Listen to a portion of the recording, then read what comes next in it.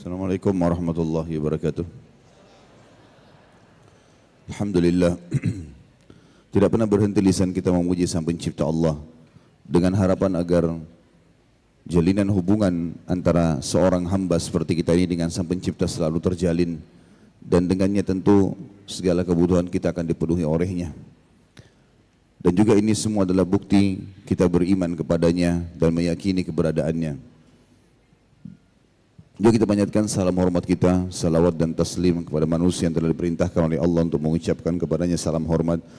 Dan semua itu juga adalah bentuk kepatuhan kepada Sang Pencipta Allah. Dan juga dengan berharap mengejar janji Allah melalui lisan Nabi-Nya untuk mendapatkan 10 kali tambahan rahmat. Maka sangat wajar kalau kita selalu mengucapkan salawat dan taslim kepada Nabi besar Muhammad sallallahu alaihi wasallam. Kita lanjutkan bahasan kitab At-Tadhkirah dan kita pada pagi ini masuk ke halaman 107.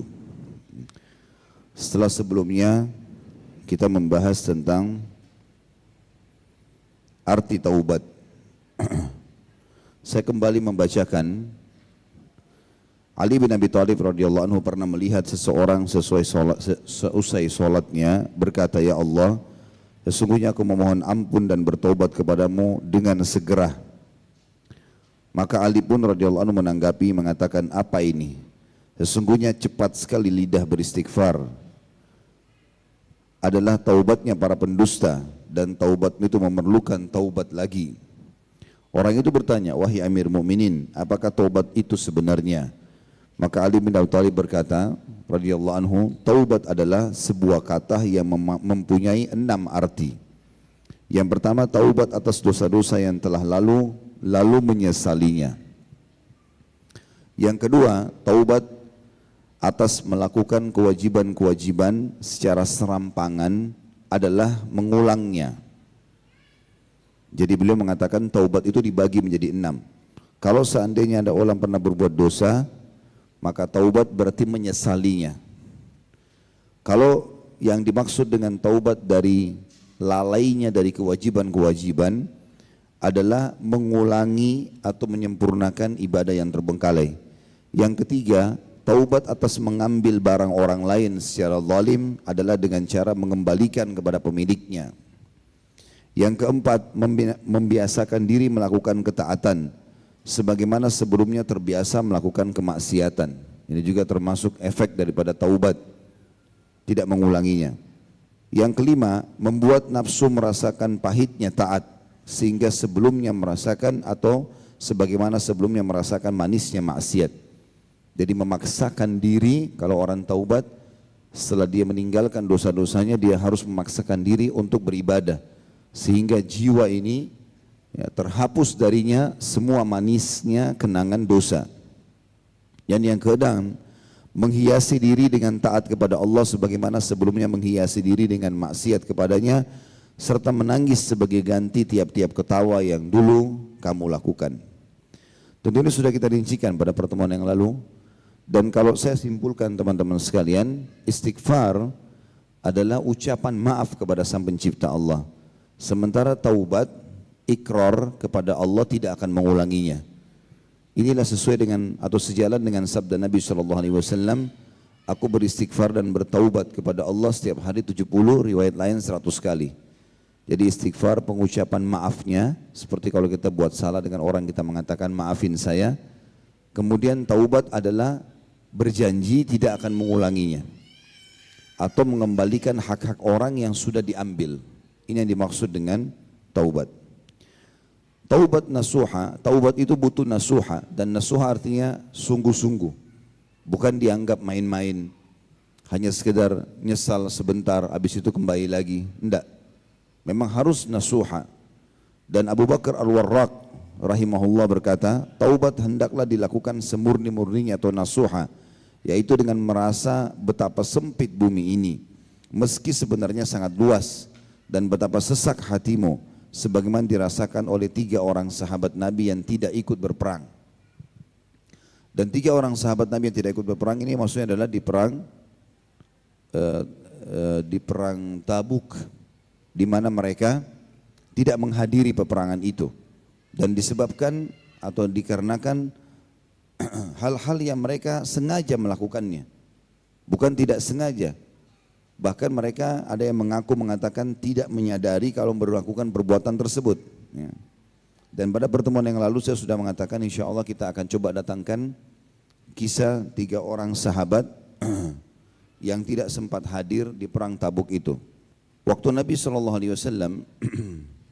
selesai balik dari pembebasan kota Mekah dan juga selesai memenangkan peperangan dengan suku Hawazim di perang Hunain, maka Nabi SAW mengiklankan lagi kepada para sahabat perang menuju ke Tabuk. Dan Tabuk ini sekarang masuk di wilayah kekuasaan pemerintahan Saudi, tapi dulu wilayah Romawi di zaman Nabi SAW. Nabi SAW kita lihat dalam histori atau sejarah hidup beliau tidak pernah berhenti untuk menunjukkan kebenaran Islam. Baik itu dengan dakwah, baik itu dengan jihad, baik itu dengan perilaku-perilaku, semua itu dilakukan oleh baginda Nabi SAW. Rasulullah SAW pada saat itu membentuk pasukan dari Madinah dan beliau mengiklankan, dan akhirnya keluarlah kurang lebih 30.000 orang bersama Nabi SAW. Dan Nabi SAW sangat jeli. Beliau selalu melihat orang-orang yang sangat dekat dengan beliau, sahabat-sahabatnya, walaupun jumlahnya banyak, beliau selalu hafal. Kalau tidak hadir, mana si fulan, mana si fulan, mana si fulan, Nabi selalu mengabsen mereka. Semua ikut pada saat itu sahabat-sahabat Nabi, terkecuali orang-orang munafik yang terus saja mencari uzur. Kebetulan pada saat itu, perang Tabuk teman-teman sekalian, terjadi di musim panas. Dan musim panas ini musim di mana buah kurma memuncak hasilnya. Jadi kalau kita lagi umrah atau kita lagi haji dan di puncak musim panas, itu kurmanya semua kualitasnya bagus. Karena memang justru paling bagus di musim panas itu, kuasa Allah SWT. Di Indonesia mungkin bisa dikatakan tidak bisa tumbuh kurma atau tidak berbuah, kalaupun ada, kalaupun berbuah sedikit sekali. Tidak akan hasil panen maksimal karena memang butuh suhu panas yang tinggi. Pada saat itu kebetulan memang musim panas, maka mayang-mayang kurma lagi berbuah, lagi mulai berbunga dan akan berbuah. Dan setiap orang-orang di Madinah pada saat itu, baik orang munafik, orang mukmin ataupun orang Yahudi, tentu orang Yahudi sudah keluar dari Madinah. Tapi waktu mereka masih jadi penduduk Madinah, mereka menunggu waktu ini, di mana dengan tujuan mereka akan panen, mereka akan panen maksimal. Dan setiap orang di antara mereka minimal memiliki pohon kurma di depan rumahnya untuk dia panen sendiri. Pada saat itu orang-orang munafik menyebarkan isu, mengatakan bahwasanya ini musim panas, untuk apa kita diajak pergi berperang? Kenapa kita tidak tunggu dulu sebentar agak redah musim panas ini?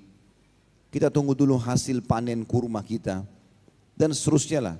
Segala macam cara mereka cari untuk tidak mau ikut berperang. Dan Nabi SAW mengizinkan mereka, karena Nabi SAW sudah tahu orang munafik percuma.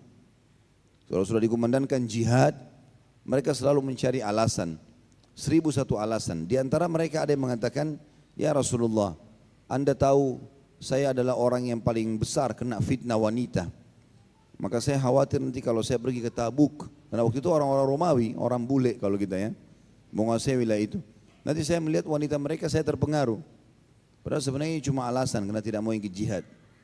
Intinya Nabi SAW membiarkan mereka. Ada 3 orang sahabat, yang 3 orang ini uniknya mereka bukan orang munafik, dan bahkan mereka itu orang-orang yang hadir dalam peperangan-peperangan bersama Nabi SAW sebelumnya. Tapi terjadi dengan hikmah Allah.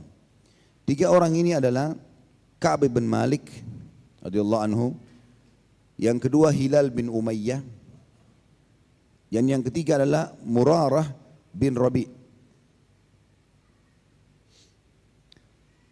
Ka'ab bin Malik, Hilal bin Umayyah dan Murarah bin Rabi radhiyallahu anhu majma'in. Mereka sebenarnya 3 orang sahabat yang mulia, dan mereka pada saat itu tidak ada uzur yang membuat mereka tidak ikut, hanya mereka melalaikan saja. Ka'ab bin Malik berkata tentang kisahnya, saya tidak pernah tertinggal dari Rasulullah SAW dalam peperangan yang beliau lakukan kecuali pada perang Tabuk. Semua peperangan diikutin karena semangatnya. Walaupun saya pernah tertinggal dari perang Badar,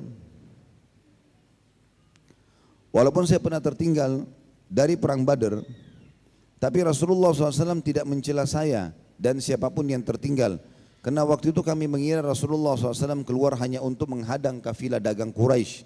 Hingga akhirnya Allah yang maha mulia dan maha tinggi mempertemukan beliau SAW dengan musuh-musuhnya.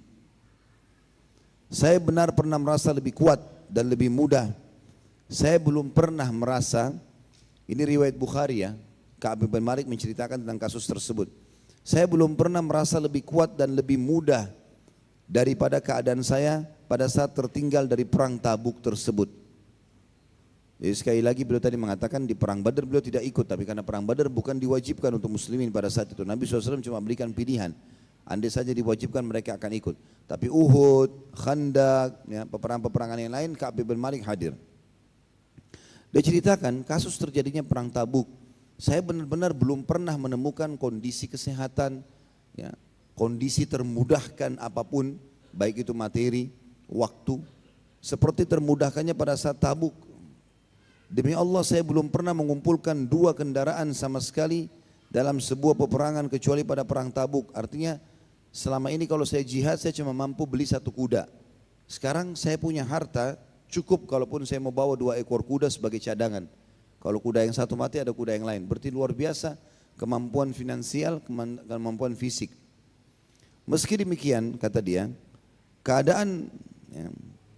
keadaanku pada saat itu tidak tahu kenapa menunda-nunda waktu untuk pergi dan tidak bergegas melakukan persiapan.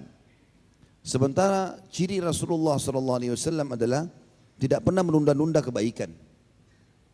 Sampai akhirnya aku mengatakan sebentar aku akan persiapkan.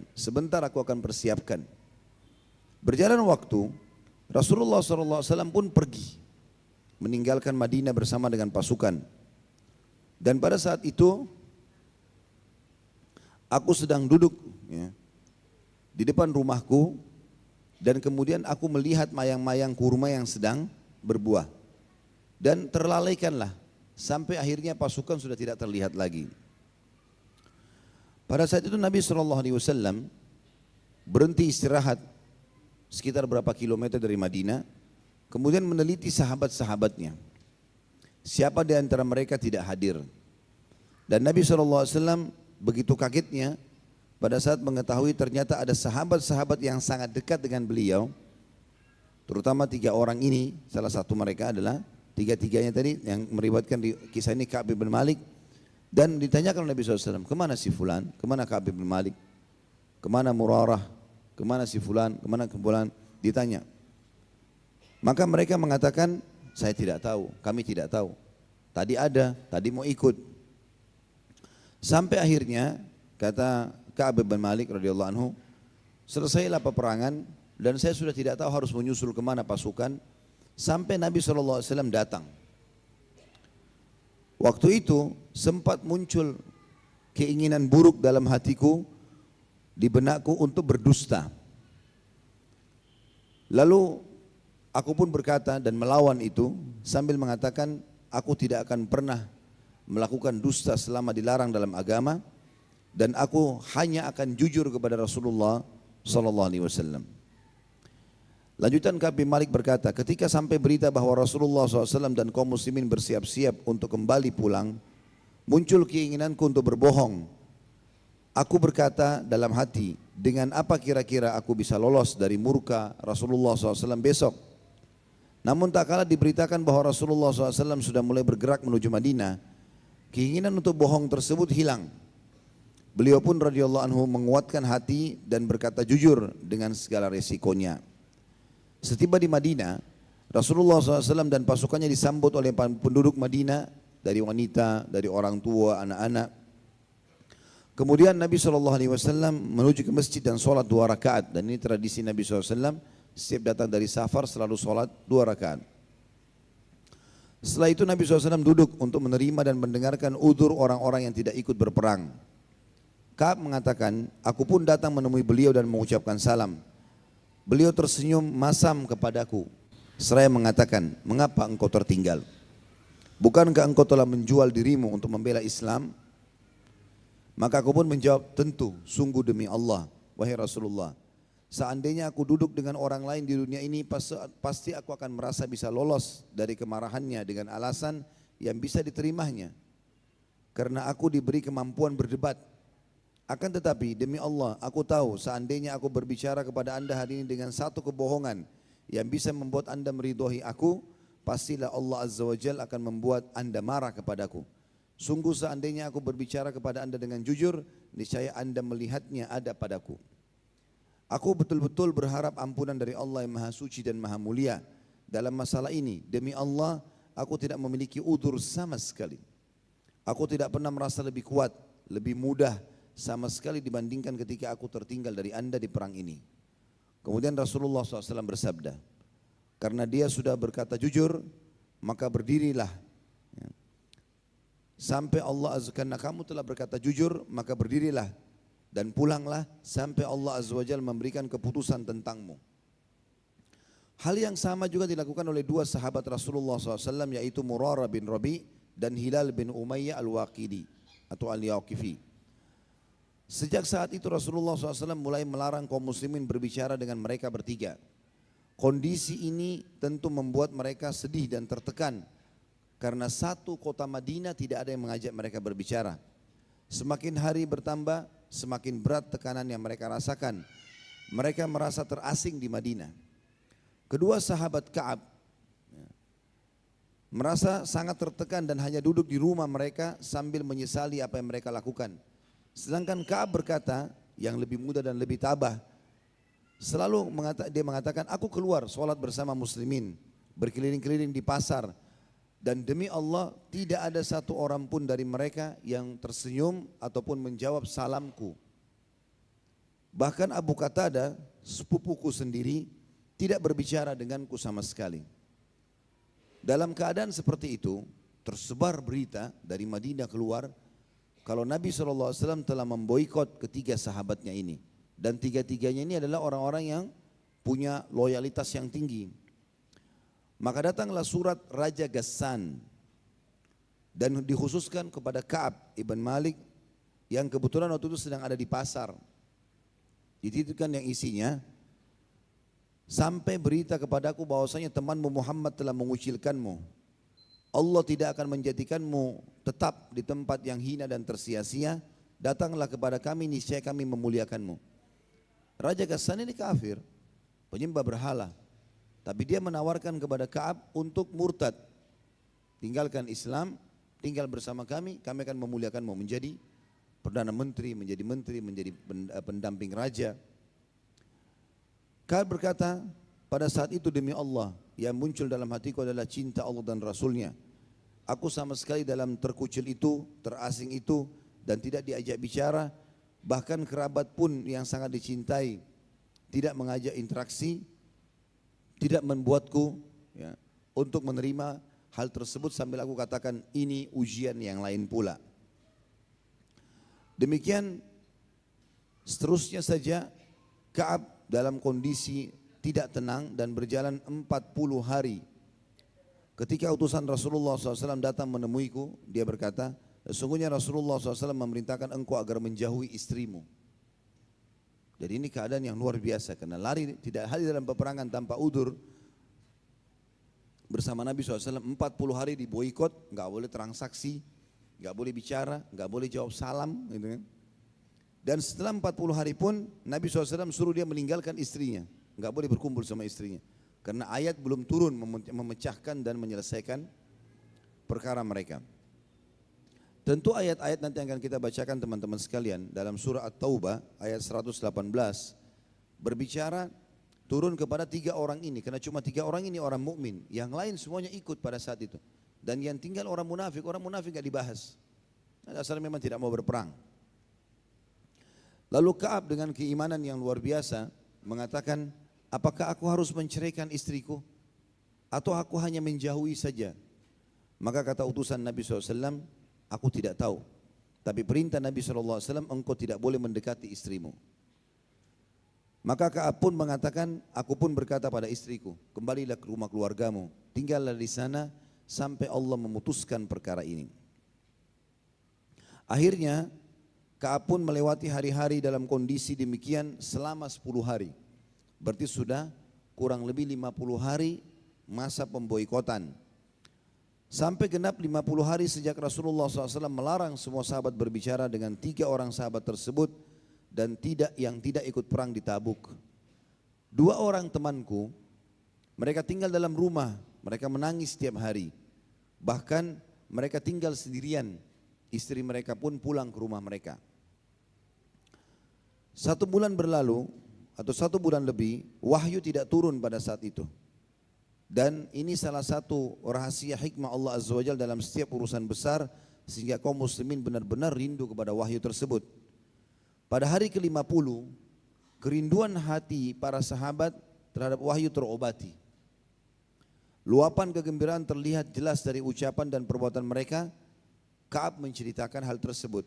Beliau berkata, seusai sholat subuh di hari terakhir atau hari ke-50 dari pemboikotan, ketika aku sedang berada di atas rumah, persis seperti diterangkan Allah Subhanahu wa taala, jiwaku terasa sesak, bumi pun terasa sempit, padahal dia begitu luas.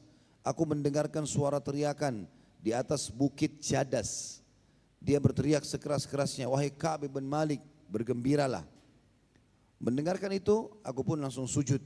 Aku tahu telah datang ke lapangan dari Rasulullah SAW dan telah datang berita wahyu dari langit menerima taubat kami bertiga.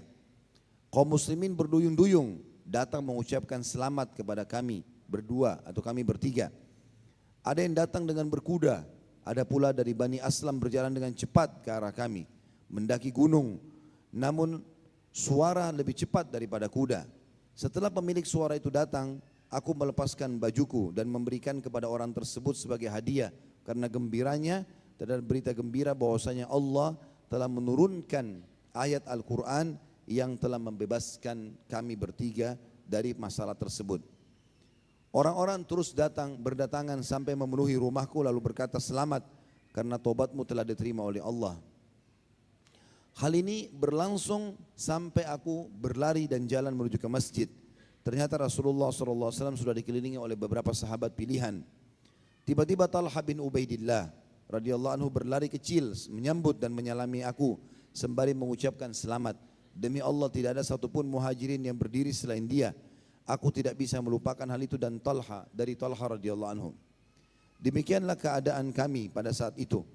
Dan pada saat itu pun aku berharap Nabi SAW mengucapkannya secara langsung.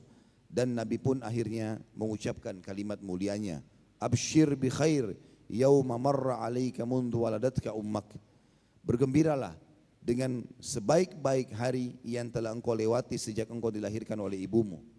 Aku berkata, wahai Rasulullah, apakah ini dari engkau atau dari sisi Allah Subhanahu wa taala berita ini? Kata Nabi SAW, dari Allah. Dan kalau Rasulullah SAW dari Allah dan kelihatan wajah bersinar dari wajah Nabi SAW. Setelah duduk di hadapan Nabi SAW, aku pun berkata, sesungguhnya sebagai bukti taubat, aku akan menyerahkan seluruh hartaku untuk sedekah kepada Allah dan Rasulnya. Rasulullah SAW berkata, tahanlah, sebagian hartamu itu lebih baik. Aku berkata, sesungguhnya aku menahan bagian yang aku perolehkan dari Khaybar. Kemudian aku lanjutkan berkata, wahai Rasulullah, sungguh Allah Azza wa Jalla telah menyelamatkan aku dengan wasilah kejujuran. Maka sebagai bentuk taubat, aku tidak akan berbicara selama hidupku kecuali kejujuran. Ka'ab juga berkata, demi Allah, aku tidak melihat ada seorang muslim pun yang Allah Subhanahu wa taala beri ujian dalam kejujuran sejak aku menyebutkan hal tersebut kepada Nabi SAW yang lebih baik daripada apa yang telah diujikan kepadaku. Lalu turunlah firman Allah dibacakan oleh Nabi SAW kepada sahabat tersebut bertiga dalam surah At-Taubah 3 ayat 117 sampai 119. Surah nomor 9, A'udzubillahi minasyaitonirrajim. Tentu kalau kita tidak bacakan tadi riwayat ini, pada saat Bapak Ibu membaca surah At-Taubah, ini mungkin tidak memahami karena bunyi ayatnya jelas sekali. Di sini Allah berfirman, A'udzubillahi minasyaitonirrajim. Laqad taballahu 'alan nabiyyi wal muhajirin wal ansari alladhina ittaba'uhu fi sa'atil usra. Alladhina ittaba'uhu fi sa'atil usrati min ba'di ma kada yazigu qulubu fariqin minhum. thumma taba alaihim innahu bihim raufur rahim. Wa 'ala ats-tsalatsati alladziina khallafu hatta idza dhaqat alaihimul ardu bima rahubat wa dhaqat alaihim anfusuhum wa dhannu an la malja'a minallahi illa ilaihi thumma taba alaihim liyatubu innallaha tawwabur rahim. Ya ayyuhalladzina amanu taqullaha wa kunu ma'as shadiqin. Sesungguhnya Allah telah menerima taubat Nabi, orang-orang muhajirin dan orang-orang ansar. Ayat ini mutlak memberikan kedudukan yang sangat tinggi kepada para sahabat. Karena ayat turun mengumumkan mereka semua kalau diterima taubatnya.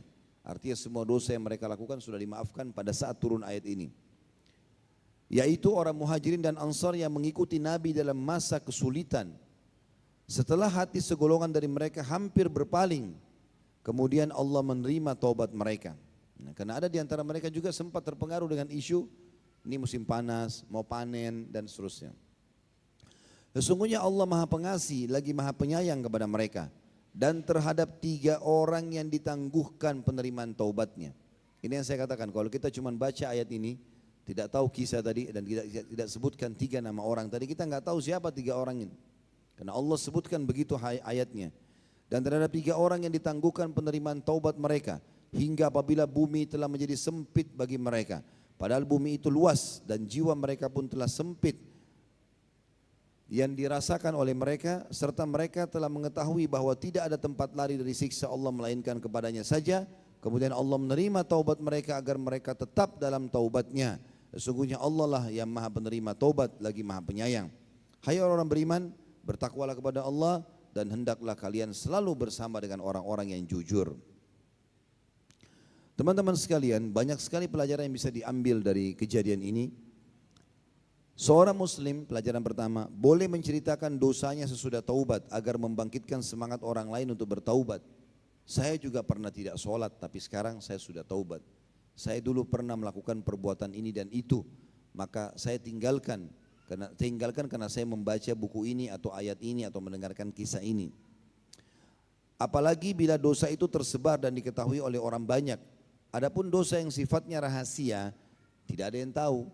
Kalau dosa sudah terlanjur nyebar, maka boleh dia iklankan kalau dia sudah taubat. Tapi kalau dosa itu misalnya dia pernah berzina, dia pernah bohong, tidak ada orang tahu.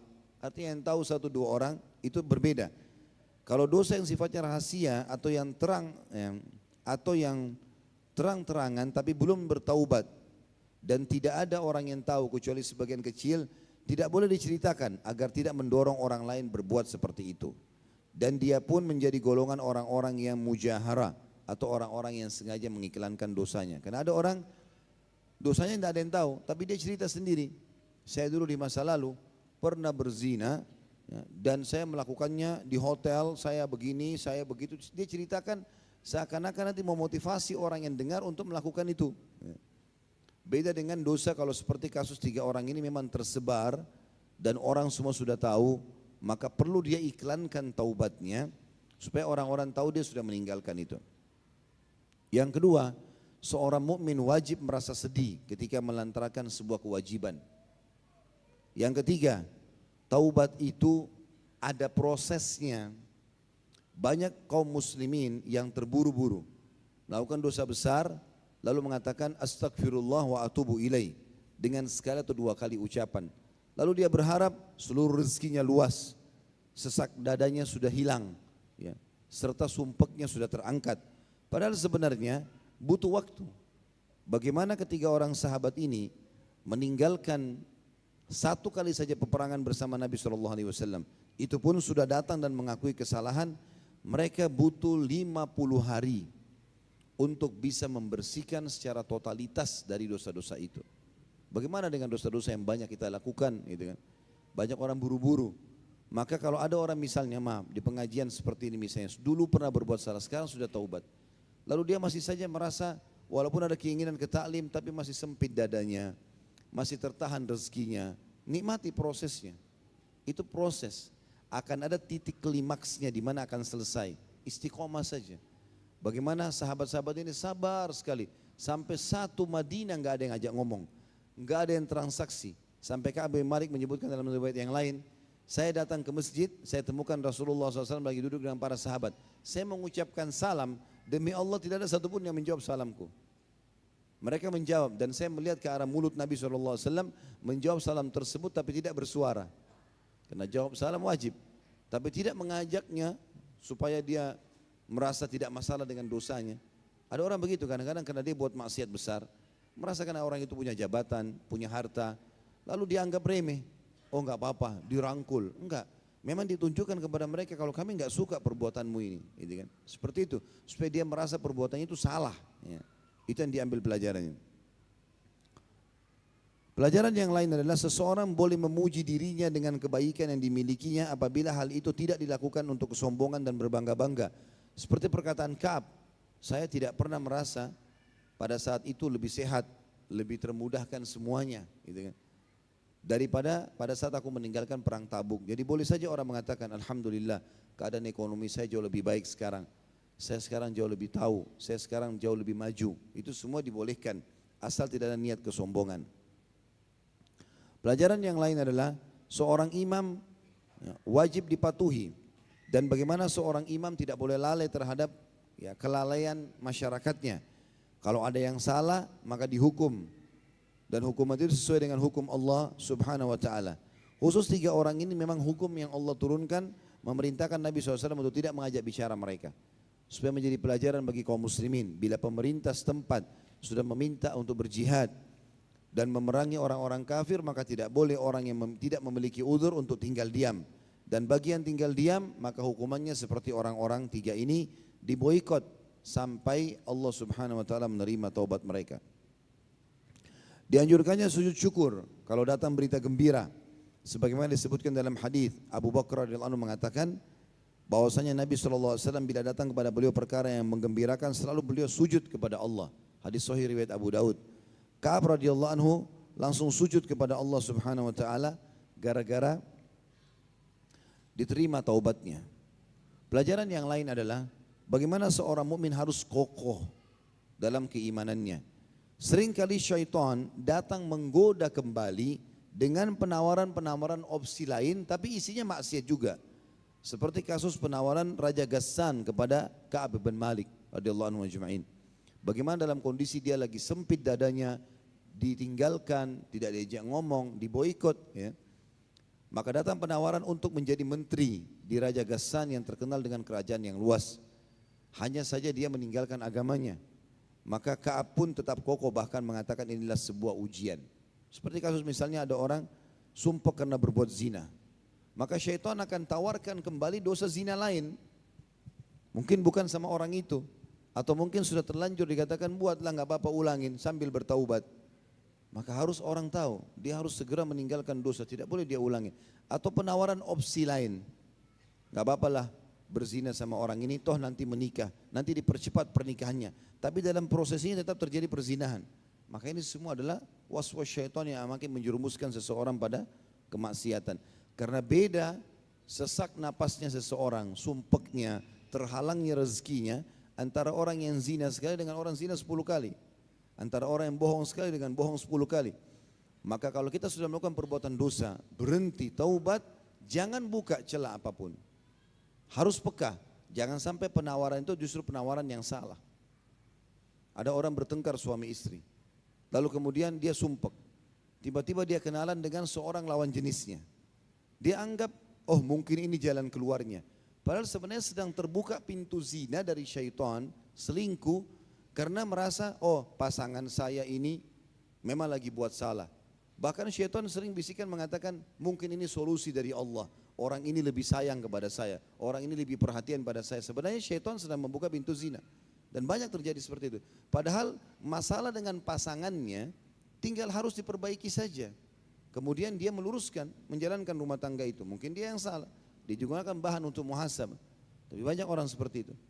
Akhirnya bahasanya, ya karena dicari-carilah kesalahan, karena pasangan saya kurang perhatian, karena pasangan saya kurang ini, kurang itu, kurang ini. Ternyata sebenarnya cuma membuka pintu-pintu syaitan tadi. Orang membuat nota palsu di satu kantor, keluarlah dia misalnya. Dia berusaha keluar atau mungkin dikeluarkan dari kantor. Lalu dianggap tidak ada yang tahu, sudahlah saya sudah keluar, saya coba melamar di tempat lain. Syaitan bisikin, di tempat lama kan kamu tidak ketahuan, sekarang kamu juga bisa buat, supaya dia ulangi lagi, padahal sebenarnya tetap akan ketahuan. Tidak ada yang akan tersembunyi di muka bumi teman-teman sekalian. Allah punya cara membongkarnya. Kalau itu kebaikan, maka Allah akan bongkar untuk jadi pelajaran bagi manusia. Kalau itu keburukan, maka juga jadi pelajaran bagi manusia sekaligus hukuman bagi orang itu. Orang-orang kalau berbuat kebaikan Allah bisa bongkar dengan caranya, dengan hikmahnya. Apalagi kalau orang itu sudah meninggal dunia, maka Allah SWT akan luar biasa bukakan untuk dia pintu-pintu kebaikan atau amal soleh dengan terkisahkannya amal-amal yang sudah dikerjakan. Kalau amal buruk, ini dari awal Allah SWT sudah bongkar untuk mempermalukan dia. Dan hindari kata-kata ini, kok bisa?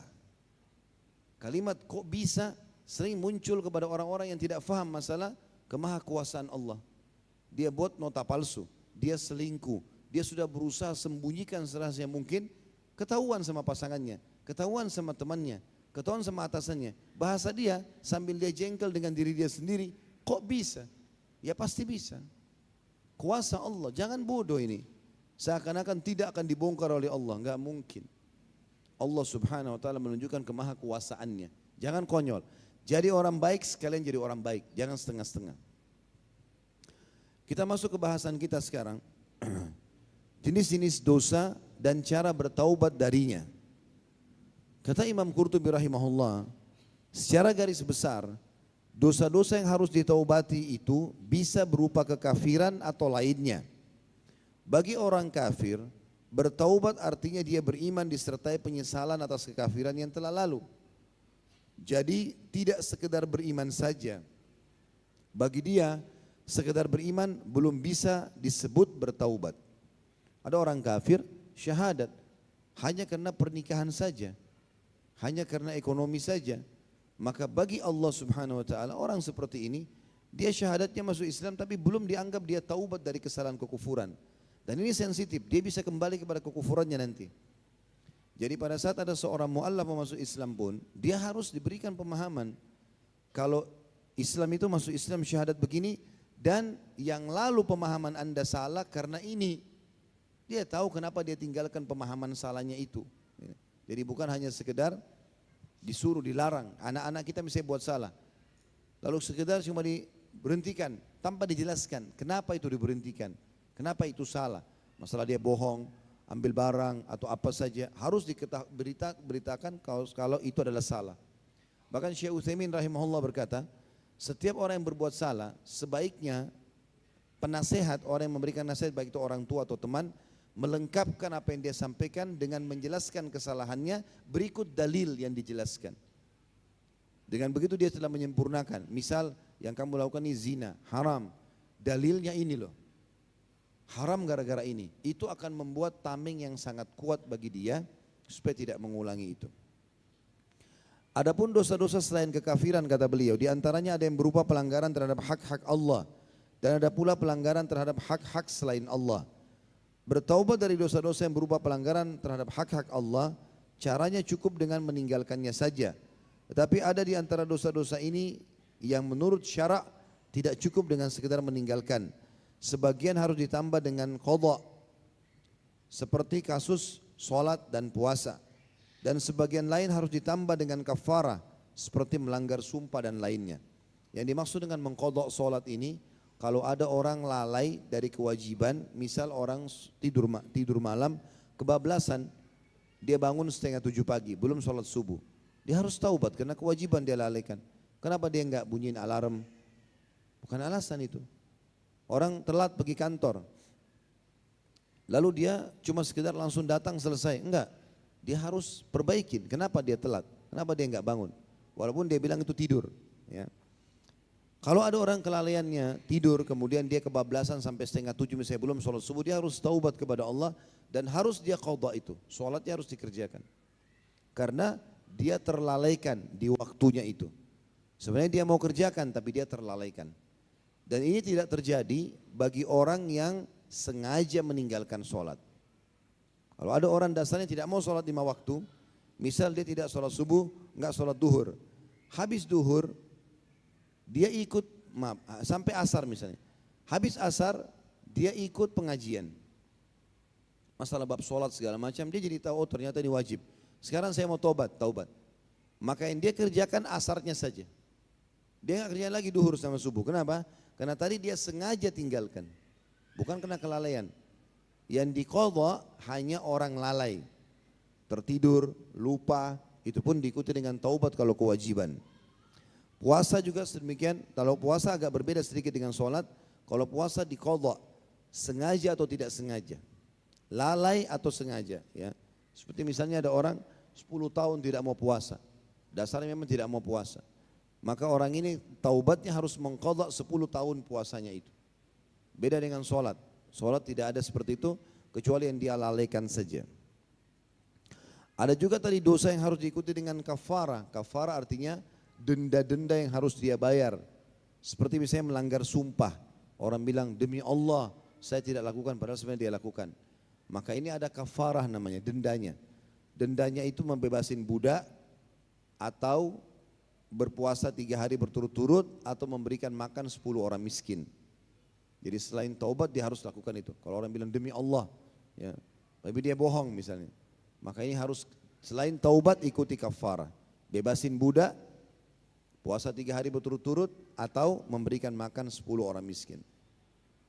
Begitu pula tentu dengan contoh orang yang berhubungan biologis di siang hari Ramadan, suami istri, batal puasa Ramadannya. Dia harus taubat, dia bayar puasanya, dia bayar kafarah juga, denda.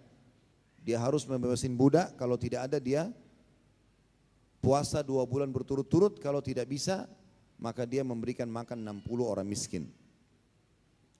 Adapun hak-hak manusia, maka harus disampaikan kepada orang-orang yang berhak menerimanya. Kalau mereka tidak ada, hendaklah bersedekah atas nama mereka. Kita pernah ngambil apalah dari kantor, dari rumah kerabat, mungkin kita pernah ambil dari satu toko tempat kita bekerja, apa saja. Kemudian sekarang kita sudah tahu, dulu kita nggak tahu hukumnya, sekarang taubat, maka harus dikembalikan ke pemilik hak.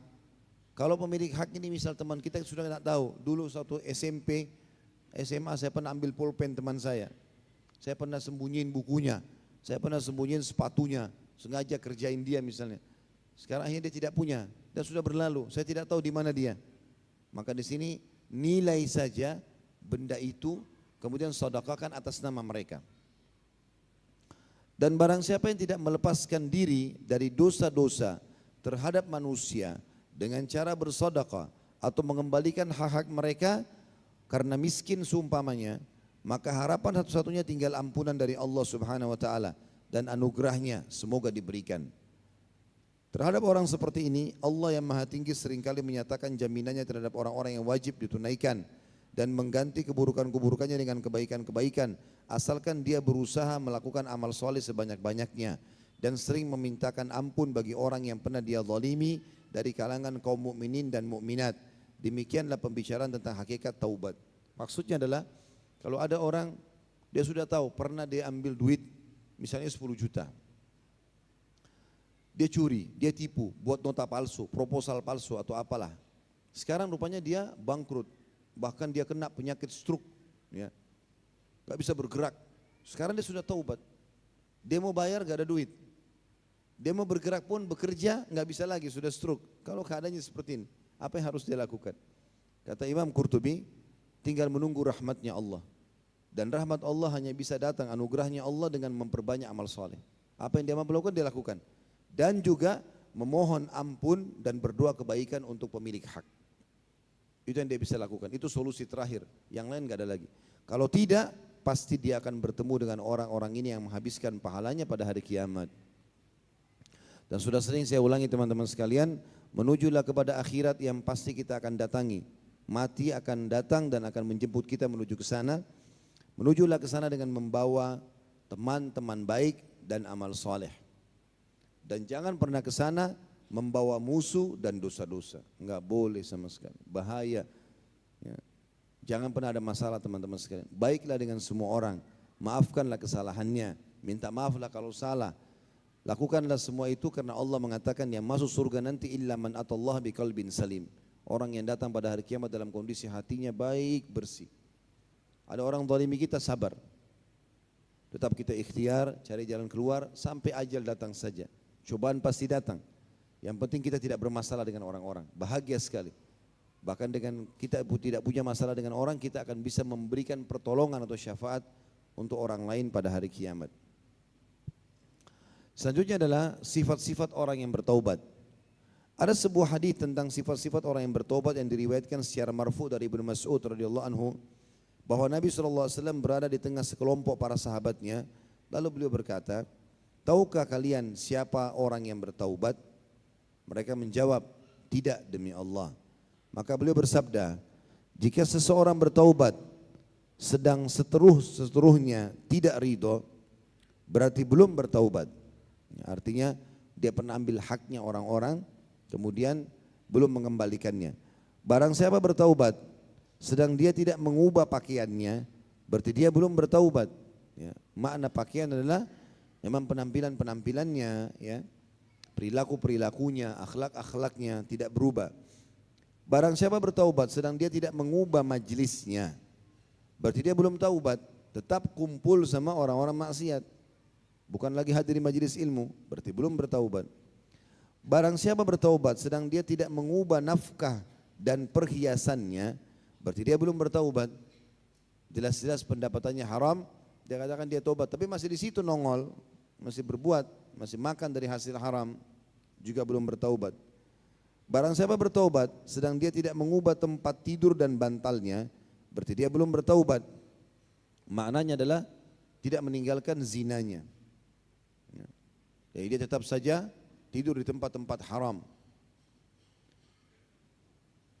Atau di sini misalnya dia pernah beli kasur, bantal dari uang-uang haram, tetap dipakai sama dia. Enggak, dikeluarkan semua. Dia enggak mau pakai lagi. Barang siapa yang bertobat, kata Nabi SAW, sedang dia tidak melapangkan perangainya, berarti dia belum bertaubat. Artinya karakternya, bawaannya tidak berubah. Barang siapa bertaubat, sedang dia tidak melapangkan hati dan telapak tangannya, berarti dia tidak bertaubat. Tetap kasar, tetap memukul orang, ya, tetap tidak merasa rendah, ya, hatinya tidak lunak, belum bertaubat. Kemudian Nabi SAW bersabda pula, apabila dia bertaubat dari perangai-perangai tersebut, berarti dia benar-benar bertaubat. Ya. Ini tentu disebutkan oleh Imam Qurtubi riwayatnya. Kata para ulama, membuat ridho para seteru, caranya ialah dengan mengembalikan harta yang telah dirampas darinya, atau diambil secara khianat dan curang, atau meminta maaf setelah membicarakan kejelekan, menjatuhkan harga diri, atau mencaci maki mereka, yakni berusaha membuat mereka ridho dengan berbagai cara yang mampu dilakukan dan meminta maaf. Dan apabila para seteru telah meninggal sedang harta mereka masih ada di tangan orang yang hendak bertaubat itu, maka dia wajib mengembalikannya kepada ahli waris mereka. Jika ahli waris mereka tidak diketahui, maka harta itu wajib dia sedekahkan atas nama mereka dan memohonkan ampun untuk mereka setelah meninggal. Serta berdoa, ya Allah, gantikanlah celaan dan ghibah yang telah saya lakukan dengan kebaikan bagi mereka. Dalam masalah ini tidak ada perselisihan di antara para ulama.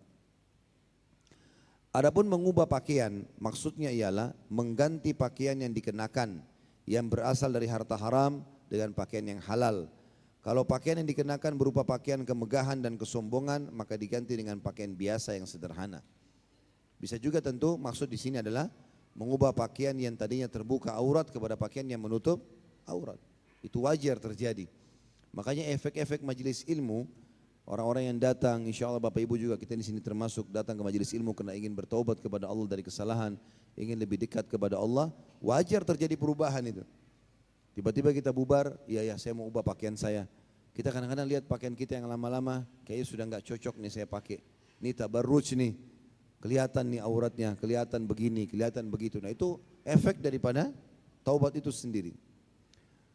Sementara kalimat mengubah majelis, maksudnya adalah meninggalkan perkumpulan hura-hura dan bermain dengan orang-orang yang bodoh dan anak-anak muda, beralih kepada majelis para ulama, majelis zikir atau majelis ilmu, bergaul dengan orang-orang fakir dan orang-orang saleh, serta mendekatkan diri kepada hati mereka dengan cara berkhidmat atau apa saja yang mampu dilakukan serta menyalami mereka.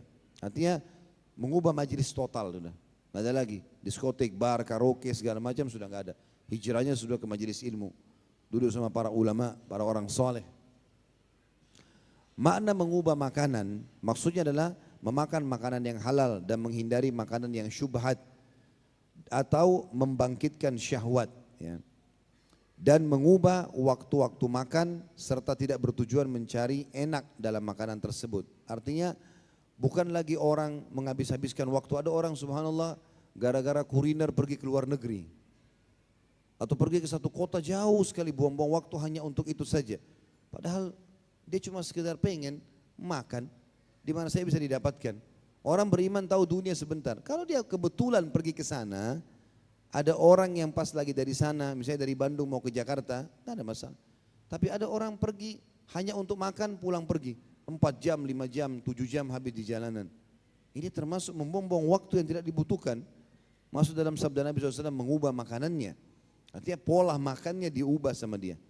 Dia makan karena memang dia butuh.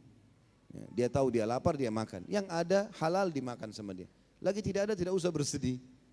Ada orang begitu karena cintanya sama dunia, sampai kalau luput saja pakaian yang dia mau beli, restoran yang dia mau makan, maka sedih sampai 2 hari.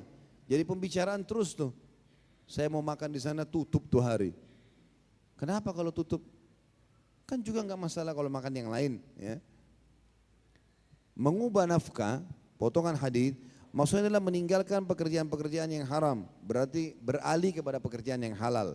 Wajar kalau taubat, lalu Allah berikan perasaan merasa bersalah dengan pendapatannya, lalu kemudian dia mau hijrah. Dan ini saya sarankan di poin ini teman-teman bisa mendengarkan ceramah kami di YouTube, judulnya Akibat Makanan Haram. Ada beda buku dulu tablik akbar di Makassar membahas masalah itu sekitar 3 jam, dan banyak sekali riwayat yang menjelaskan kepada kita tentang bahayanya kalau kita memiliki pendapatan haram. Mengubah perhiasan maksudnya adalah meninggalkan perhiasan yang ada pada perkakas-perkakas, bangunan-bangunan, pakaian, makanan dan minuman. Tentu maksudnya yang haram, ya. Karena seseorang muslim bisa menikmati dunianya, bukan tidak boleh. Boleh punya rumah yang bagus, boleh punya kendaraan yang bagus, pakaian yang bagus, tapi yang halal, jangan yang haram. Kalau dulu kita pernah, misal sekarang banyak orang begitu, dia menjabat di sebuah kantor misalnya pemerintahan. Kemudian dia akan melanggengkan urusan orang yang sedang punya urusan di kantor itu kalau dia dikasih mobil, kalau dia dikasih apa, atau orang akhirnya memberikan kepada dia perabot-perabot rumah tangga yang mahal, semua dari haram tadinya. Padahal sebenarnya tanpa dia diberi itu pun mestinya dia bisa tugas dia memudahkan orang, tapi enggak, dia persulit. Maka rumahnya penuh dengan perkakas-perkakas yang haram, minimal syubhat. Maka ini semua harus dihilangkan. Mengubah tempat tidur maksudnya adalah meninggalkannya untuk melakukan sholat malam. Pola tidur sudah diubah sebagai ganti dari kesenangan-kesenangan yang menyibukkan atau yang memicu kemalasan dan mendorong kepada kemaksiatan. Sebagaimana Allah menyebutkan dalam surah Sajdah ayat 16, A'udzubillahi minasyaitonirrajim, tatajafa junubum anil madaji', dan lambung mereka selalu jauh dari tempat tidur mereka. Malam hari tidur, istirahat, bukan tidak istirahat. Bahkan disebutkan dalam banyak riwayat kalau Nabi SAW melarang untuk begadang. Enggak ada hal yang bermanfaat habis isya tidur. Dikatakan dalam sebuah riwayat yang sahih, Nabi SAW tidak suka tidur sebelum isya, takut isyanya kelewatan habis maghrib, dan beliau tidak suka ngobrol-ngobrol selepas isya. Artinya kecuali darurat. Nabi SAW kumpul dengan Abu Bakar sama Umar kalau membicarakan masalah umat. Ada takziah, ada orang sakit dijenguk, ada jenazah yang harus diantar, berhubungan dengan agama. Kalau enggak, maka dilarang. Bahkan Abu Daud rahimahullah menulis dalam sunan beliau bab khusus namanya bab nahi anis samr, larangan untuk begadang bagi orang yang buang-buang waktu saja. Syaitan kadang-kadang bisikin kita, saya tidak bisa tidur. Kalimat saya tidak bisa tidur akhirnya betul-betul dia tidak bisa tidur. Kecuali memang betul dia punya penyakit, tapi umumnya orang kena sugesti itu. Bisa tidur kalau mau, bisa tidur. Syaitan sengaja membuat kita seakan-akan tidak bisa tidur. Apalagi kalau dasarnya memang duduk di depan TV, depan film, pambang nggak bisa tidur. Dari film ke film. Kalau tidak bisa tidur malam, saya kasih resep sederhana. Buka Al-Quran, baca. Ngantuk spontan. Ya. Itu resep yang paling gampang. Yang ketawa tahu diri itu ya. Mengubah perangai maksudnya adalah mengubahnya dari kasar menjadi lembut, sombong ya, kemudian menjadi santun, sempit menjadi lapang, kaku menjadi toleran. Orang beriman selalu begitu. Tadinya dia sombong karena kaya, malah sekarang merendah. Tadinya tidak mau bergaul sama orang, sekarang malah berbaur ya, sama manusia berbaur, memenuhi kebutuhan mereka. Tidak menganggap dirinya lebih. Kalau dia lihat ada kekurangan, mobilnya lebih baru, mobil orang lebih tua, alhamdulillah.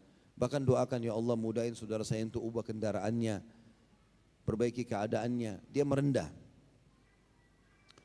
Melapangkan hati bisa dilakukan dengan cara memberi infak, dengan percaya diri mampu berbuat dalam keadaan apapun. Dia infak, keluarkan di jalan Allah, itu juga bisa dengan melapangkan hati. Tentu masuk dalamnya adalah memaafkan orang lain. Ya, meminta maaf, ini lapang dada, tidak terbawa dalam egonya. Dan saya sudah pernah bilang teman-teman, kalau seandainya ada kesalahan kita di dunia, diingatkan oleh orang lain, sadarilah teman-teman dan sangka baiklah kalau Allah mencintai kita. Bayangkan kalau kesalahan itu tidak terbongkar di dunia, kita tidak tahu, tidak ada yang ingatkan, lalu dibawa sampai ke akhirat, pasti Allah akan hisab. Maka kalau ada yang ingatkan, jangan marah. Bersyukurlah, alhamdulillah Allah ingatkan saya melalui lisan kamu. Terima kasih, kita perbaiki. Ini yang sesuai dengan statement Umar bin Khattab, aku akan selalu berterima kasih dengan orang yang menyembuhkan atau mengingatkan satu aibku. Enggak ada manusia yang luput dari kesalahan. Yang jadi masalah ini kalau orang punya penyakit hati, ego, ya, enggak mau dianggap salah, harus benar terus. Enggak ada manusia benar semua. Para nabi-nabi saja ada yang berbuat salah, tapi mereka diampuni oleh Allah SWT, dan itu contoh bagi kita. Kalau kita berbuat salah maka memohon ampun kepada Allah. Melapangkan telapak tangan maksudnya adalah bersifat dermawan dan mengutamakan orang lain dengan memberi sesuatu kepadanya. Biasanya orang subhanallah kalau kaya tapi tidak punya iman, sulit sekali berbagi dengan orang, pelit. Makanya kata Nabi SAW, ni'ma malus salih biyadi abdis salih. Sungguh nikmat memuncak pada harta yang banyak, kalau harta itu halal, di tangannya orang saleh. Karena dia akan lakukan semua di jalan Allah Subhanahu wa taala. Dan kita harus tahu, sedekah ya, dermawan ini adalah pintu kekayaan dan keberkahan. Berapa banyak penyakit orang sembuh gara-gara itu, selamat dari segala macam cobaan justru karena itu. Kata beliau demikianlah, semua kelakuan yang buruk-buruk diubah, seperti kebiasaan meminum khamar diganti dengan memecah gelasnya dan menuangkan susu dan madu. Ini kalimat tentu terjemahan letterlet ya. Ini maksudnya betul-betul memecahkan, meninggalkan semua botol-botolnya. Enggak lagi dikenang-kenang. Semua kenangan yang bisa mengingatkan kita pada dosa dihapus. Enggak boleh ada. Ini masalah. Saya tidak minum khamar lagi, tapi saya pernah beli khamar ini 50 juta. Botolnya masih dipajang di ruang tamu. Jadi kadang-kadang dia lihat, ini bisa terpengaruh. Ada satu sahabat di perang Khaybar. Sahabat ini hadir di Badr. Dia dulu pecandu khamar sebelum masuk Islam. Setelah masuk Islam taubat. Rupanya waktu benteng Yahudi ditembus oleh muslimin, Nabi SAW menugaskan dia untuk membersihkan benteng itu. Rupanya dia temukan di benteng itu kendi-kendi khamar. Khamar ini kelas nomor 1. Khamar yang paling mahal. Dia tahu kelasnya khamar ini. Baunya pun dia masih kenal, dan ini orang Yahudi suka sekali. Rupanya waktu dia buka sama dia kendi tersebut tercium, dia terpengaruh diminum sama dia. Sampai mabuk. Terpengaruh. Ini sahabat Nabi di peperangan bersama Rasulullah SAW. Nabi tanya, mana si fulan tidak balik-balik nih? Cari dia, dicari, dapat teller. Maka oleh sahabat yang lain dibawa, ya Rasulullah ini orang lagi teller. Nabi SAW langsung marah, wajahnya memerah, menyambut sendal beliau lalu digebukin. Sama Nabi dicambuk. Dipukul sama Nabi. Sahabat semua pada kebukin. Buka sendal gitu. Lalu ada satu sahabat mengatakan, semoga Allah melaknatmu. Kenapa kau minum khamr? Kata Nabi SAW, jangan kau laknat. Dia ahli Badr. Orang ini sebenarnya baik, cuma terpengaruh oleh syaitan. Maksudnya teman-teman sekalian, kita jangan mengatakan, oh saya tidak terpengaruh. Saya sudah hijrah sekarang, tapi teman-teman saya ini semua masih belum faham agama. Saya mau berteman sama mereka. Kita yang bisa terpengaruh. Tetap kenal ia. Tapi duduk bermajelis enggak lagi. Karena bahaya, kita sensitif sekali. Sensitif sekali, manusia sensitif. Kita bisa bedain mana bau busuk, bau wangi seketika hidung kita. Telinga kita bisa bedain mana suara keras, mana suara lembut seketika. Lidah kita bisa bedain mana pahit, manis seketika. Tangan kita bisa tahu ini panas, ini kasar, ini lembut seketika. Semua ini sensitif badan kita.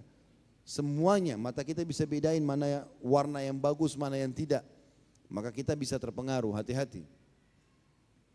Kata beliau, berzina diganti dengan menanggung para janda dan anak-anak yatim, serta mengurusi keperluan-keperluan mereka, dan menyesali kelakuan buruk yang telah diperbuat itu dan umur yang telah disia-siakan selama ini. Itu juga di sini masuk dengannya, ya dia menikah, ya, dan masuk dalam makna menanggung janda bisa saja menikah, mengurus dan seterusnya. Sebagaimana sabda Nabi SAW, orang yang mengurusi janda seperti mujahid di jalan Allah SWT. Artinya daripada dia berzina, dia menikah. Kenapa dia harus berzina? Dia harus ganti itu. Jika taubat dilakukan dengan memenuhi tindakan-tindakan dan syarat-syarat yang kami sebutkan di atas, maka Allah yang Maha Suci dan Maha Tinggi akan menerimanya atas kemurahannya. Dan dua malaikat pengawas serta seluruh penjuru bumi akan melupakan kesalahan-kesalahan dan dosa-dosa orang itu, sebagaimana difirmankan oleh Allah SWT dalam Al-Quran surah Thaha ayat 82. A'udzu billahi minasyaitonir rajim wa inni lagaffarun liman taba wa amana wa amila salihan tsumma ihtada. Sesungguhnya aku Maha Pengampun bagi orang-orang yang bertaubat, beriman dan beramal saleh, kemudian tetap di jalan yang benar, maksudnya sampai meninggal. Allah Subhanahu wa taala bisa membuat manusia melupakan masa lalu kita kalau kita sekarang menunjukkan keistiqomahan di jalan Allah. Nanti Allah membuat itu tertutup, orang tidak kenang lagi. Umar bin Khattab setelah masuk Islam, enggak ada yang kenang masa lalunya Umar. Padahal ada di antara sahabat yang pernah digebukin sama Umar. Allah tutupin itu karena taubat nasuhanya. Yang dikenang adalah kebaikannya Umar. Bagaimana Umar setelah itu berbuat baik. Ada poin lain di sini adalah peluang untuk bertaubat. Dasar dari uraian berikut ini adalah hadis riwayat Abu Hurairah radhiyallahu anhu tentang orang yang telah membunuh 100 orang banyaknya. Lalu dia bertanya kepada seorang alim, apakah dia bisa bertaubat? Maka alim tersebut mengatakan, siapa yang dapat menghalangi kamu untuk bertaubat? Tapi pergilah kamu ke negeri Bani Fulan atau suku Fulan. Karena di sana banyak orang soleh yang senantiasa beribadah kepada Allah. Ikutlah kamu beribadah kepada Allah bersama mereka. Dan jangan kembali ke negerimu karena negerimu itu tempat orang-orang yang jahat. Hadis ini diriwayatkan oleh Imam Muslim. Dalam Musnad juga Abu Daud At-Tayalisi, Zuhair bin Muawiyah dari Abdul Karim Al-Jazari dari Ziyad, dikatakan di sini tanda kutip bukan Ibnu Abi Matyam, dari Abdullah bin Mughaffal, dia berkata, aku pernah menemui ayahku, waktu itu ayahku ada di sebelahnya atau di hadapan Abdullah bin Mas'ud radhiyallahu anhu. Maka ayahku berkata, apakah engkau mendengar Rasulullah SAW bersabda, sesungguhnya apabila seseorang mengakui dosanya kemudian dia bertobat kepada Allah Azza wa Jal, maka Allah menerima taubatnya? Ibnu Mas'ud mengatakan, iya. Aku mendengarkan beliau bersabda, penyesalan adalah taubat. Juga dalam riwayat Bukhari dan Muslim dari Aisyah radhiyallahu anha berkata, aku pernah mendengarkan Rasulullah SAW bersabda, innal abda idza i'tarafa bi dzambihi thumma taba ila Allah taballahu alaihi.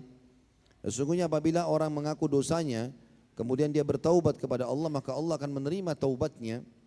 Tentu semua ini adalah hadis-hadis yang sahih riwayat Bukhari Muslim. Nanti kita jelaskan di penutupannya ya. Begitu pula Abu Hatim Al-Busri telah meriwayatkan dalam kitabnya Al-Musnad As-Sahih dari Abu Hurairah anhu dan Abu Sa'id radhiyallahu anhum ajma'in bahwa Rasulullah SAW duduk di atas mimbar, kemudian beliau bersabda, demi Allah yang menggenggam jiwaku, 3 kali. Demi Allah yang menggenggam jiwaku, demi Allah yang menggenggam jiwaku. Kemudian beliau diam, maka setiap orang dari kami menundukkan diri dengan rasa sedih atas sumpah Rasulullah SAW itu. Kemudian beliau melanjutkan sabdanya, tidak seorang pun yang mengerjakan sholat 5 waktu, berpuasa Ramadan dan meninggalkan dosa-dosa besar yang 7, melainkan dibukakan untuknya pintu-pintu surga yang di depan yang 8, ya, pintu surga yang 8 pada hari kiamat, sehingga pintu-pintu itu benar-benar bergetar. Kemudian beliau membaca firman Allah dalam surah An-Nisa ayat 31, dan jika kamu melakukan dosa-dosa di antara dosa-dosa yang kamu dilarang mengerjakannya, niscaya kami menghapus kesalahan-kesalahan dosa-dosa kecilmu. Maksudnya di sini adalah riwayat ini menjelaskan bagaimana Nabi SAW menganjurkan semua muslimin untuk taubat dan sibuk dengan rukun Islam setelah itu. sholatnya, puasanya, zakatnya, hajinya dan seterusnya. Ini dia harus disibukkan dengan itu.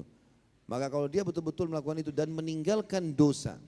Ada orang mengatakan dia sholat tapi dia masih zina, dia sholat tapi dia masih riba. Berarti belum masuk dalam hadis ini. Kalau mau dapat keutamaan dibukakan pintu surga 8 dan dia akan masuk, bergetar artinya akan terbuka sehingga bisa menerima orang ini. Dia harus mengerjakan 5 rukun Islam tadi, 4 rukun Islam karena dia sudah muslim. Rukun pertama sudah dilakukan. Sholatnya, zakatnya, puasanya, hajinya semampu dia, ya. Kemudian mengikuti syarat-syarat dan rukunnya, kemudian dia meninggalkan 7 dosa induk besar. Atau dia meninggalkan dosa secara umum. Tentu yang disebutkan 7 dosa besar ini induknya ada dalam hadis lain ya. Kata Nabi SAW, jauhilah 7 induk dosa besar yang membinasakan. Syirik, ya. Yang pertama menyekutukan Allah SWT, seperti misalnya orang minta-minta pada kuburan pakai jimat dan seterusnya. Kemudian durhaka dengan orang tua, yang kedua.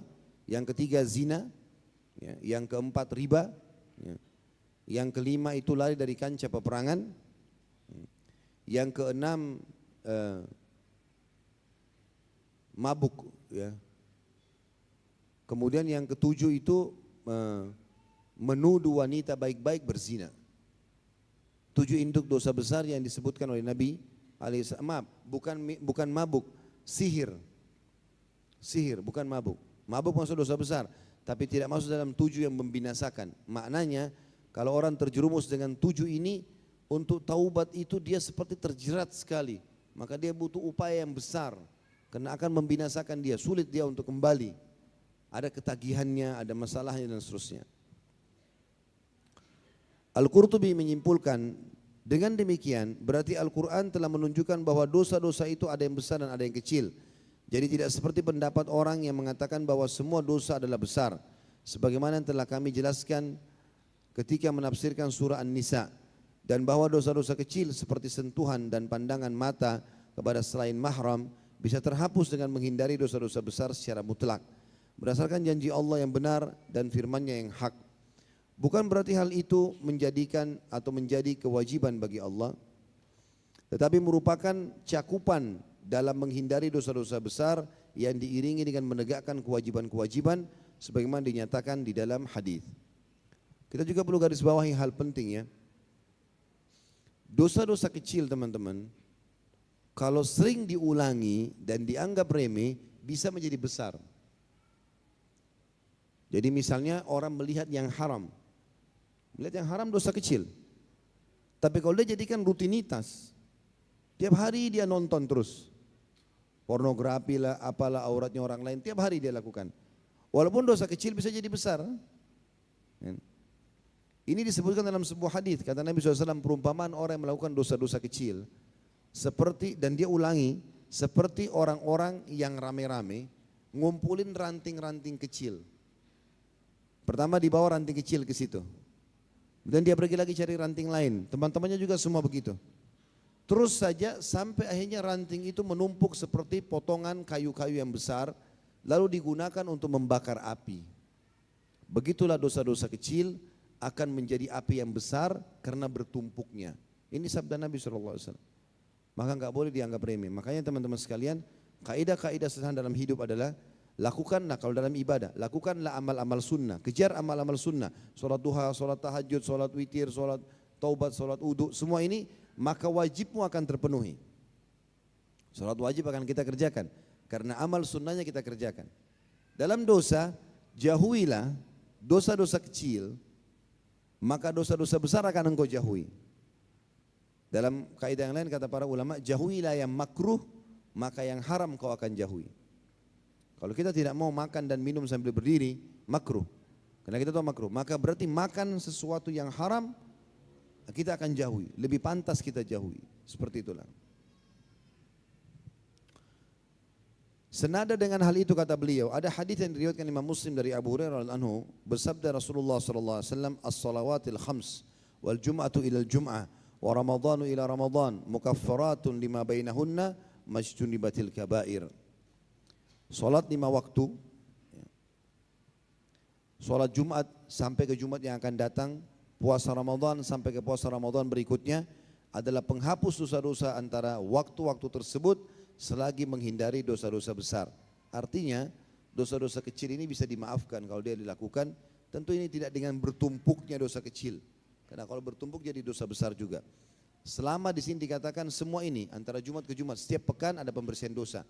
Allah hapusin selama cuma dosa-dosa kecil. Itu pun dosa kecil kata ulama juga tidak dilakukan dengan tajarru ya. Tajarru itu maksudnya betul-betul berani menantang Allah. Ada orang buat dosa, ada rasa penyesalan. Dia ikuti rasa penyesalannya itu, ya saya salah nih misalnya. Itu lain dengan orang yang mengatakan enggak apa-apa, enggak ada masalah. Lakukanlah, dia ajak orang lain.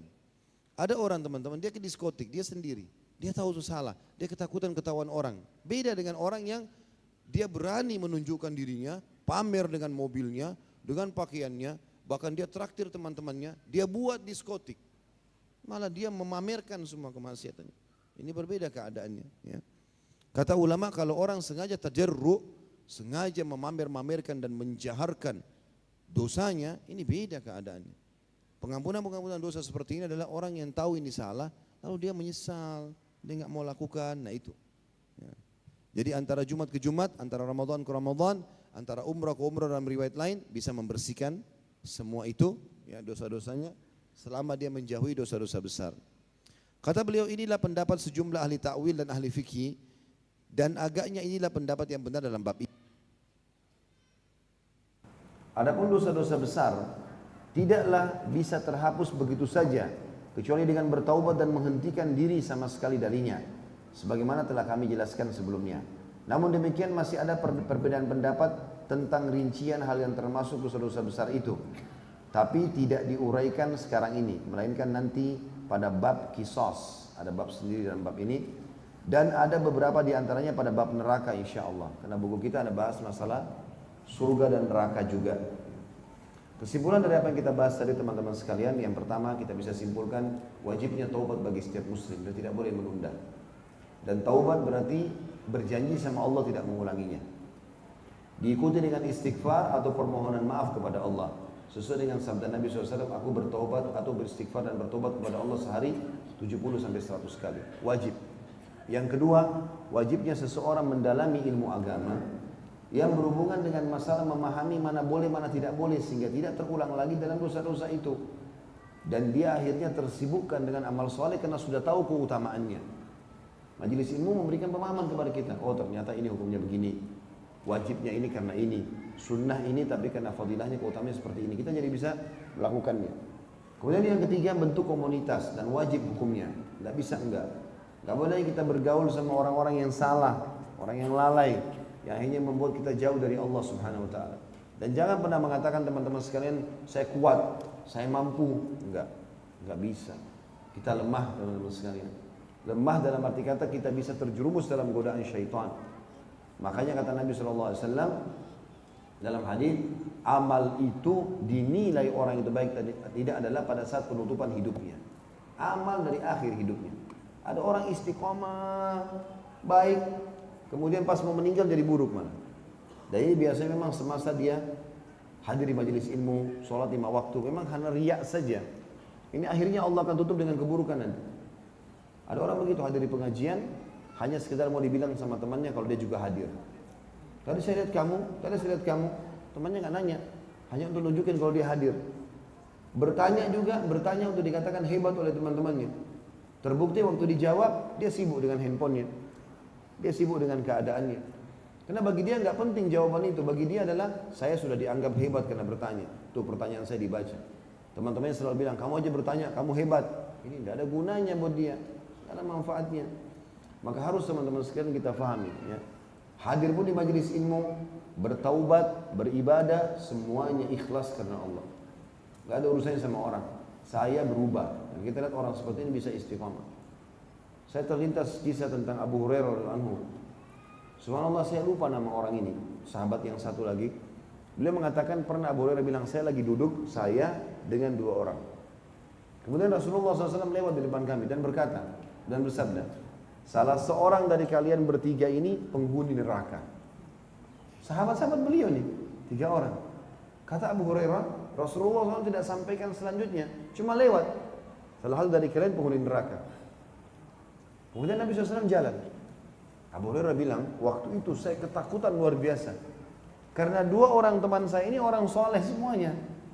Ahli ibadah. Sholat 5 waktu selalu di saf pertama, hafal hadis, hafal Al-Quran. Abu Hurairah bilang, saya ketakutan, jangan sampai saya orangnya. Maka saya coba istiqomah, pertahankan. Berjalan waktu, salah satu dari kami 3 orang ini terbunuh mati syahid di medan perang. Terbukti sudah berarti masuk surga. Tinggal aku sama 1 orang ini. Abu Hurairah bilang, saya tambah takut, gitu kan? Ini bilang, jangan sampai saya orangnya. Dia bilang, subhanallah, berjalan waktu di akhir hidup Nabi SAW, ada 1 orang keluar di Jazirah Arab namanya Musailamah, dikenal dengan Al-Kadzdzab, pendusta, mengaku Nabi. Waktu kaumnya datang masuk Islam di Madinah, semua masuk Islam kecuali dia. Dia nggak masuk Islam di Musailamah. Dia sandar di rumah Nabi SAW, dia tanya, di mana Rasulullah sering duduk sandar? Nabi SAW kalau lagi sandar di masjid, kadang-kadang di depan mihrab, kadang-kadang disandar di tembok yang sandar ke rumah beliau. Makanya dari riwayat yang dikatakan Aisyah berkata kalau lagi i'tikaf, Nabi SAW kalau i'tikaf sering memasukkan kepalanya ke dalam rumah, di jendela itu. Dan aku pun menyisir rambutnya, sallallahu alaihi wasallam. Maka Musailimah tanya, di mana tempat Nabi sandar? Dia sengaja sandar di situ.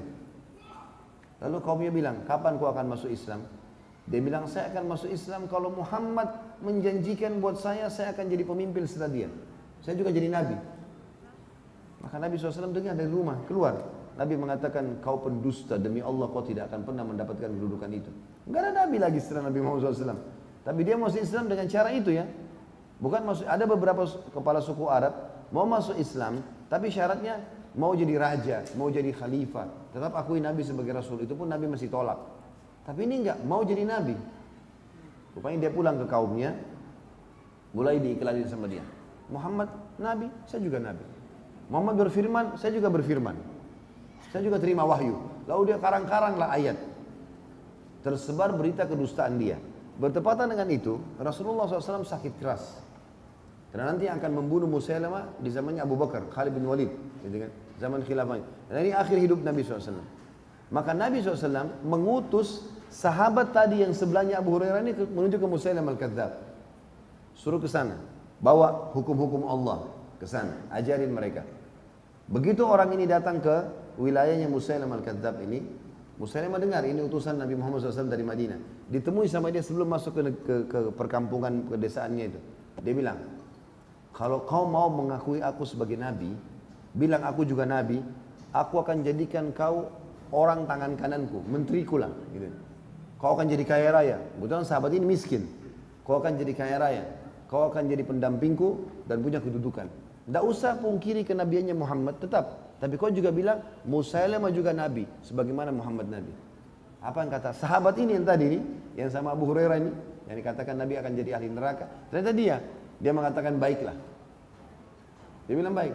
Maka suku Hanif, sukunya Musailamah Al-Kadzdzab ini bertanya kepada orang ini, apa ajaran Rasulullah SAW? Tadinya mereka sudah banyak masuk Islam waktu di Madinah. Pulang, nunggu syariat apa nih yang kita disampaikan. Orang ini yang diutus. Tiba di sana dia mengatakan, tidak usah repot-repot kalian belajar dari Muhammad. Ada di sini Musailamah. Muhammad Nabi ini juga Nabi. Ambil aja hukum dari dia. Sama-sama dari Allah. Gara-gara itu suku Hanif murtad. Gara-gara orang ini. Dan waktu terjadi penyerangan, waktu Nabi SAW sudah meninggal, diserang oleh Abu Bakar radhiyallahu anhu dengan pasukannya Khalid bin Walid, terbunuhlah Musailamah dengan orang itu. Padahal ini tadinya adalah sahabat Nabi. Apa yang kita ambil benang merahnya teman-teman sekalian? Istiqomah itu sampai mati. Sampai ajal datang. Jangan berbangga dengan, oh jilbab saya sekarang sudah besar, saya bercadar, oh saya sudah mulai berjenggot, saya sudah ada pengajian. Itu sekarang dicatat pahala. Sampai mati bisa enggak? Ini yang penting. Makanya Allah katakan, wala tamutunna illa wa antum muslimun. Jangan kalian mati kecuali dalam keadaan Islam. Maksudnya tunduk kepada Allah Subhanahu wa taala. Harusnya istiqomah sampai mati. Kalau ada orang yang Masya Allah sudah meninggal dalam keadaan saleh atau salehah, itu bisa jadi contoh. Dan yang paling baik adalah tentu para kaum salafus saleh, sahabat tabi'in yang sudah mendahului kita. Bagaimana mereka istiqomah sampai meninggal dunia. Allahu a'lam. Sudah. Baik, mungkin begitu saja insyaAllah bahasan kita. Mudah-mudahan apa yang kita bahas hari ini bermanfaat buat kita semua dan dijadikan sebagai tambahan amal kita pada hari kiamat. Dan semoga seluruh amal yang pernah kita kerjakan, yang akan kita kerjakan dan juga yang sudah atau sementara kita kerjakan diterima dengan pahala yang sempurna. Semoga seluruh dosa yang pernah kita kerjakan tidak terkecuali diganti oleh Allah dengan kemahamurahannya menjadi pahala. Selalu kita doakan negeri tercinta Indonesia menjadi negara yang aman, tentram, damai. Seluruh umat Islam di bawah naungan ukhuwah Islamiyah dan diangkat perselisihan di antara mereka. Juga dalam ibadah mereka kembali kepada Al-Quran dan Sunnah. Dan semoga saja siapapun yang menginginkan keburukan bagi Islam, bagi muslimin, bagi negeri tercinta ini, semuanya dikembalikan ke budaya mereka, kepada diri mereka sendiri. Dan semoga saja seluruh pemimpin negara ini diberikan hidayah oleh Allah, kembali kepada Islam, Al-Quran dan Sunnah, dan mereka berlaku adil. Dan semoga seluruh utang negara ini dilunasi oleh Allah dengan kemahamurahannya, sehingga Indonesia bisa menjadi contoh bagi negara-negara yang lain. Selalu kita doakan saudara kita di Palestina, di Syria, di Yaman, di Irak, di Myanmar, di Ahsa, dimanapun mereka berada sedang tinggal, semoga Allah ikhlaskan niat mereka, terima para syuhada mereka, mudahkan Islam di tangan mereka dan tangan kita semua, dan semoga Allah partisipasi kita bersama mereka di pahala, baik dengan doa dan harta juga dengan jiwa kita, dan semoga Allah dengan kemahamurahannya menyatukan kita semua di surga firdausnya tanpa hisab, sebagaimana satukan di majelis ilmu yang mulia ini. Wassallallahu nabiyana Muhammadin walhamdulillahi rabbil alamin. Subhanakallahumma wa bihamdika asyhadu an la ilaha illa anta astaghfiruka wa atubu ilaik. Wassalamualaikum warahmatullahi wabarakatuh.